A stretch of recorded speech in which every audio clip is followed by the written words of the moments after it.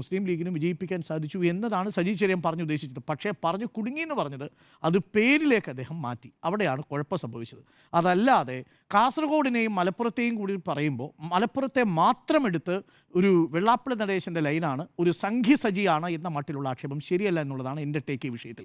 ഇതാണ്. അല്ലെങ്കിൽ കാസർഗോഡ് പറയേണ്ട കാര്യമില്ല. കാസർഗോഡിനെ കുറിച്ച് പറയുമ്പോൾ എന്താ, മലപ്പുറത്തെക്കുറിച്ച് പറയുമ്പോൾ ശരിയാണ്. മലപ്പുറത്തെ സംഘപരിവാറുകാരാണ് അപരവിദ്വേഷത്തിൻ്റെ പേരിൽ അതിനൊരു തെറ്റായ പദപ്രയോഗമാക്കി മാറ്റിയത്.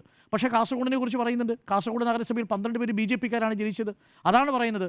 നിങ്ങൾ ഭൂരിപക്ഷ വർഗീയതയുള്ള പ്രദേശത്ത് നിന്നും BJP-ക്ക് വോട്ട് കിട്ടുന്നതും ന്യൂനപക്ഷ പിന്തുണയുള്ള സ്ഥലങ്ങളിൽ മുസ്ലിം ലീഗിന് മാത്രമായി സ്ഥാനാർത്ഥികളെ വിജയിപ്പിക്കാൻ കഴിയുന്നതിന് പിന്നിലും തെരഞ്ഞെടുപ്പിൽ ഒരു വർഗീയ ധ്രുവീകരണത്തിന് സാന്നിധ്യമുണ്ടെന്നാണ് പറയാൻ ശ്രമിച്ചത്.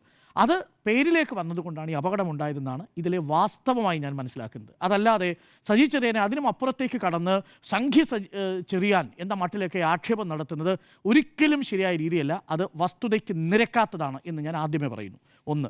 രണ്ടാമത്തേത്, ഈ പേരിൻ്റെ ഒരു പ്രശ്നം എന്ന് വെച്ചാൽ സജി ചെറിയാൻ കുടുങ്ങിപ്പോയതിൻ്റെ ഒരു അപകടം യഥാർത്ഥത്തിൽ ഇതിന് നിങ്ങൾ രണ്ടുപേരും പറഞ്ഞതുകൊണ്ട് ഞാൻ യോജിക്കുന്നൊരു പോയിന്റ്, വളരെ പെട്ടെന്ന് ഇതിനെ ഇക്വേറ്റ് ചെയ്യുന്നത് ഈ ജാർഖണ്ഡിലെ ദുംകയിൽ അന്ന് പൗരത്വ പ്രക്ഷോഭത്തിൻ്റെ എതിരെ അന്ന് നരേന്ദ്രമോദി നടത്തിയ പ്രസ്താവനയാണ്. നേരത്തെ ജിമ്മി വായിച്ച പ്രസ്താവന.